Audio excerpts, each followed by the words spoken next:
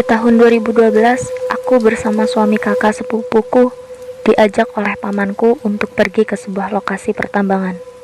Katanya dia membuat sebuah toko yang melayani kebutuhan para penambang sekaligus menjadi pembeli emas dari para penambang. Lokasinya cukup jauh masuk ke dalam, sekitar 3 km dari jalan utama. Untuk kalian yang pernah kerja di tambang pasti tahu bahwa jalan menuju tambang di hutan tidaklah mudah. Penuh dengan rintangan, mulai dari jalan yang naik turun, berlobang-lobang, berkayu-kayu, hingga tikungan tajam yang cuma muat untuk satu pejalan kaki.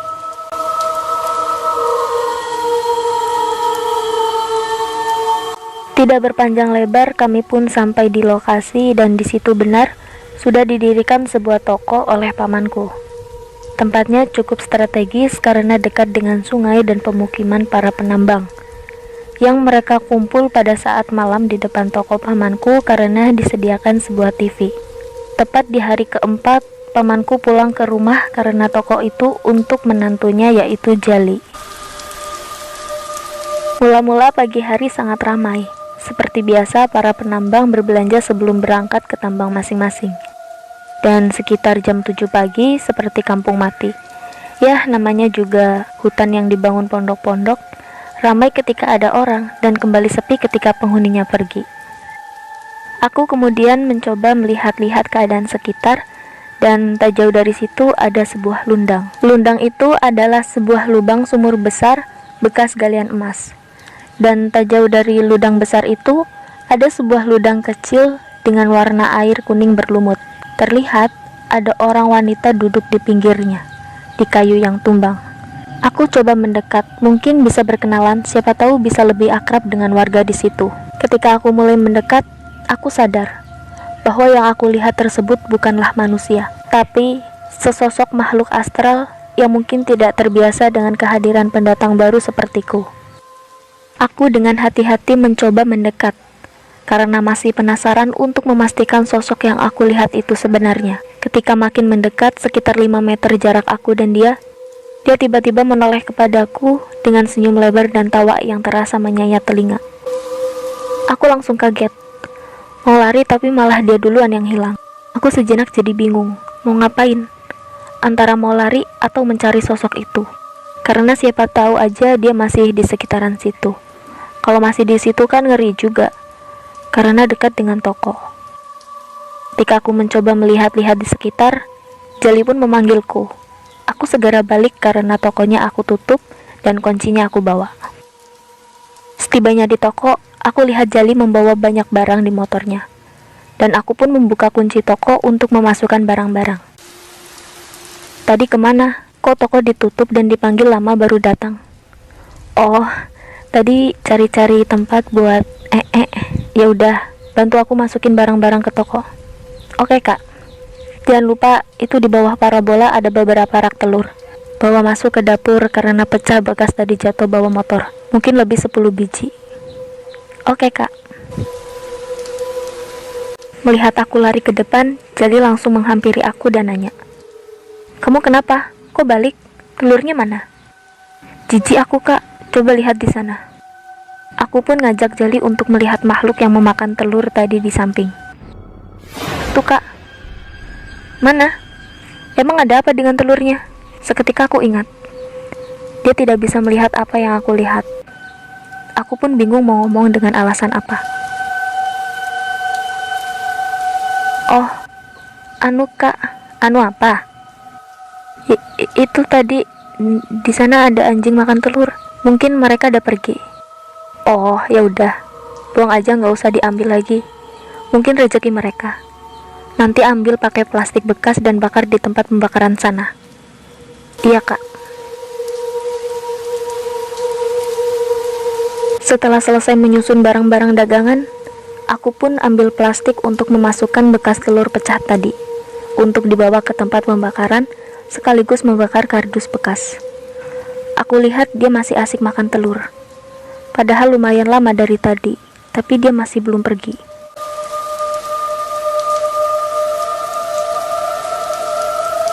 Aku coba mendekati dan coba ngobrol dengan dia. Dengan memberanikan diri, aku ngomong, Datuk lagi apa? Maaf kalau mengagetkan. Saya cuma mau menyicipi telur ini. Saya penghuni asli tempat ini. Kebetulan saya lewat dan ada telur pecah. Jadi mohon maaf kalau saya lancang, karena saya sangat suka dengan aromanya. Oh, nggak apa-apa Datuk. Saya tadi cuma kaget aja kok. Aku pura-pura berani. Tapi mendengar perkataan yang sopan, aku mulai tidak takut karena kelihatannya dia baik. Kamu mau ambil telur ya? Iya. Mau aku bakar yang pecah ini. Dan yang masih bagusnya mau dibawa ke rumah. Oh, silahkan. Tapi ini mubazir kalau dibakar. Masih ada sisa di dalam pecahannya. Kamu kumpulin aja telurnya dan buang di lundang. Lumayan buat makan ikan, dan kerongkongnya baru dibakar. Nggih, makasih Datuk. Ya sudah, aku pamit dulu ya. Kamu orang baru ya? Aku baru lihat kamu. Iya benar. Kalau ada waktu, jangan lupa mampir ke rumah saya. Rumah saya ada di bawah pohon pinus di pinggir sungai. Iya, makasih Datuk. Kalau ada waktu, saya ke sana.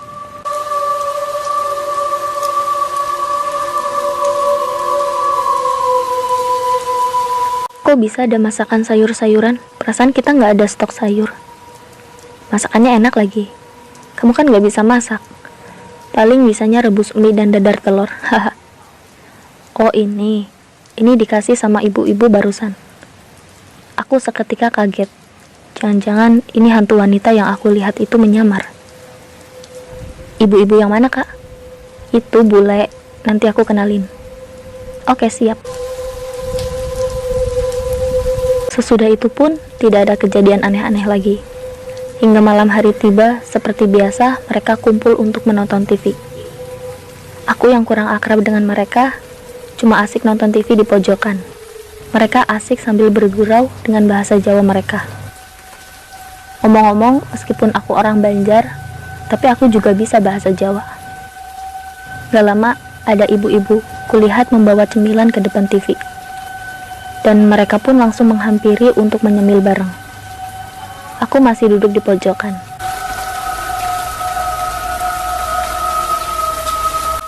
Kemudian salah satu dari mereka ngomong dalam bahasa Jawa yang kalau diterjemahkan gini isinya. Itu anak ajakin makan-makan, mungkin malu, makannya minder. Bro, kesini. Aku mendekat. Dia pun ngobrol dengan bahasa Indonesia karena mengira aku tidak bisa bahasa Jawa. Ayo sini makan-makan. Iya, makasih. Kamu anaknya Abah ya? Bukan, keponakannya. Oh, kesini rencananya mau jualan sama Jali? Enggak, kesini cuma mau ikut aja. Mungkin beberapa hari sudah pulang lagi. Kemudian kami pun asik ngobrol sambil menikmati peye buatan bule yang enak dengan aroma daun jeruk yang sangat khas. Malam itu pun berlalu. Aku tidur di dalam tenda TV dengan beberapa orang lainnya, dengan TV yang masih menyala sampai pagi. Gak lama ada orang yang bisa dibilang tertua di situ. Dia bangunin kami dan ngajak untuk sholat subuh. Kami pun bangun. Kemudian menuju sungai untuk mengambil air wudhu, karena kebetulan tempat untuk sholatnya di seberang sungai.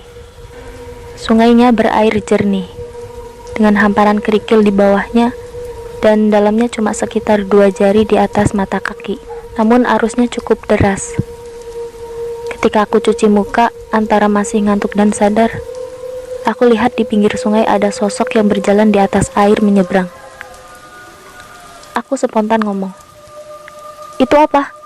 Apaan?" "Itu tadi, jalan di atas air." "Oh alah, ngantuk kamu bro, cuci muka dulu." Aku membiarkannya saja tanpa memikirkan lagi. Setelah selesai sholat, kami pun balik dan mereka kembali ke pondok masing-masing. Sekitar jam 7:30 Jali pun ngajak makan. Dan kulihat ada lagi sayur-sayuran. Ternyata bule lagi yang ngasih. "Ayo makan, ini bule ngasih lauk lagi. Enak nih tewelnya. Wah, enaknya. Nanti kalau nggak habis, simpan aja di pemanas sayuran. Karena hari ini aku mau turun untuk bawa emas. Ada sekitar 0,5 kilo, mau dijual ke kota dulu. Ikut. Manja. Kalau ikut, siapa yang nunggu toko? Oke deh. Tapi kalau naik lagi jangan lupa bawa oleh-oleh. Yo. Pagi itu dia kembali turun setelah makan. Aku pun setelah itu menutup toko untuk jalan-jalan di sekitar, dan tiba-tiba teringat subuh tadi aku melihat sesuatu. Aku penasaran, akhirnya kembali ke sungai. Aku coba mendekati tempat yang kulihat ada orang yang berjalan di atas air. Ternyata di situ ada sebuah pohon pinus besar tak jauh dari tempatku berdiri, dan aku berjalan mendekat. Dan kulihat ada makhluk hijau yang makan telur. Dan ternyata di situ adalah sebuah rumah yang besar dan indah, dipenuhi bunga-bunga di halamannya. Oh ya, karena rumah itu adalah di alam jin, jadi susah untuk dideskripsikan. Aku kemudian mencoba menyapa, karena waktu kemarin itu Datuk Ijo mengajakku untuk mampir. Permisi, Assalamualaikum.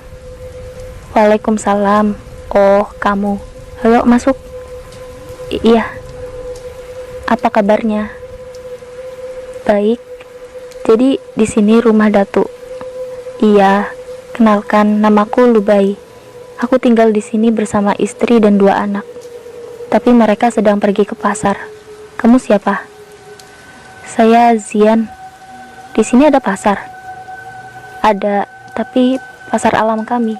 Lumayan jauh sih. Kalau mau nanti ku ajak ke sana. Nggak usah. Nanti nyasar nggak bisa balik lagi. Haha, kamu ini. Kalau boleh tahu, sudah berapa lama ada di sini? Sudah lama. Semasa belum besar pohon pinus ini. Awalnya aku tinggal di Pulau Bali, tapi pindah ke sini sejak muda, sekitar umur 90-an. Dalam hatiku, 90 mah udah kakek-kakek. Waktu itu hutan kami ditebang ketika pendirian kerajaan Bedulu. Bedulu? Apa itu? Kerajaan di Pulau Bali. Tahun berapa? Ya, sekitar tahun 8000-an Masehi. Buset. Haha. Kenapa? Kaget. Kami bangsa jin memang umurnya panjang. Kalau masih ribuan tahun itu masih umur biasa. Kami dianggap sepuh kalau sudah berumur puluhan ribu tahun. Ya juga sih. Kami dari koloni lumut pinus. Kami mendiami pohon-pohon pinus dan badan kami memang berwarna hijau. Jika kamu ketemu pohon pinus dengan lumut pohonnya di bagian dekat tanah, tandanya ada bangsa jin koloni kami yang menghuni tempat itu. Wah, makasih nih Datu atas infonya. Jadi tahu. Aku izin pulang dulu nih. Nanti kapan-kapan kesini lagi mau dengar cerita seputar tempat ini. Sekarang sudah agak lama ninggalin toko. Takutnya ada orang yang mau belanja. Iya, kutunggu kehadirannya kembali. Oh iya, tadi subuh aku lihat ada orang jalan di air. Itu Datu? Bukan. Mungkin itu Sri. Hah? Sri? Iya. Orang penambang biasa menyebutnya hantu Sri. Dia tinggal di Ludang sana. Oh, saya pamit dulu Datuk. Hati-hati ya pulangnya. Takutnya ada hantu Sri. Hihihi. Ketawa seperti Kunti. Jangan gitu ah. Saya takut Datuk. Hahaha. Udah sana balik. Aku lalu pergi dengan bergumam dalam hati. Ada-ada aja. Jin ternyata juga bisa bercanda nakut-nakutin. Tapi emang iya sih. Kan yang selama ini nakut-nakutin emang jin. Aku masih penasaran dengan arah yang ditunjukkan Datuk Ijo alias Datuk Lubai tadi. Aku pun melihat-lihat ke arah yang ditunjuk. Dan nampak dari kejauhan ada perempuan memakai warna baju biru berjalan agak timpang menuju ke arahku.